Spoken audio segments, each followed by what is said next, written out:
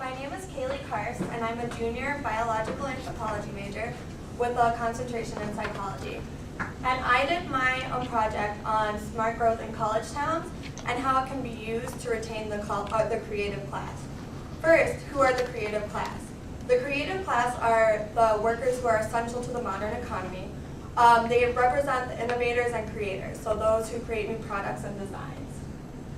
And one of my main focuses in my paper was universities, because universities, especially universities like Binghamton University, which is one of the top SUNY universities, are great ways to provide incentives for the creative classes to come into an area. But the question now we have is, how do you get the creative class to stay in an area? Especially in our new mobile economy where creative workers have a choice of where they end up, what incentives do they need to stay or remain in an area? So this is where the use of smart growth comes in. I focused on 3 main points of smart growth and how these influence the quality of life in an area. First, I focused on how smart growth can be used to maintain a strong urban core. This is very important, a very important incentive to creative workers, because creative workers want to be around other people.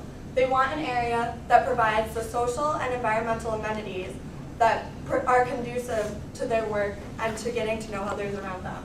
Walkability and transportation plays a direct role in the urban center and maintaining the creative class, because they want to be in an area where they can walk around, where they can get to know their neighbors, and where they have that strong sense of place.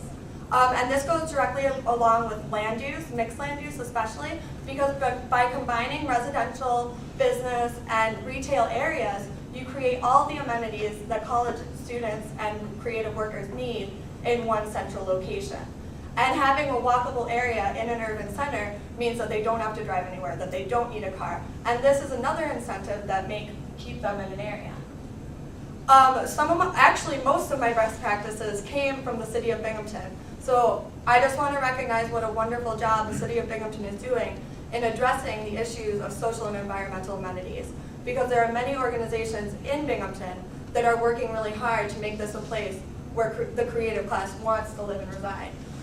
The Binghamton Local Development Corporation is doing a great job in trying to maintain and grow businesses in the area, both retail, industrial, but through the use of the smart growth principles. So they're looking at attracting businesses, making new businesses, but keeping in mind that the creative class want these social and environmental amenities and respecting the culture and the environmental amenities that Binghamton already has to offer. Another great example from Binghamton is the Livable Communities Alliance. Their goals are on the screen, but basically they want to promote a livable environment in Broome and Tioga County, or in the southern tier. So with this in mind, I came up with my recommendations, which would be, my first recommendation is to fill in the infrastructure of Binghamton. Creating that, again, urban core where there are workers, where there are stores, where there aren't empty buildings. That would definitely play a role. It would make creative workers, the college students, young professionals want to be in that area where there's other young workers, other young professionals. Another part of this I would suggest filling in the urban core with more housing for young professionals, because you want to not only create an identity for the college students in an area, but you want to create an identity for young professionals, a reason for them to stay. You want them to have that sense of place that makes them want to be a part of the greater community. Another one of my recommendations would be, there are so many great initiatives already started in Binghamton between the BLDC, Binghamton Regional Sustainability Coalition, the Livable Communities Alliance. Another recommendation I have would be to have sustainability student groups on campus, such as Campus Climate Challenge and other groups.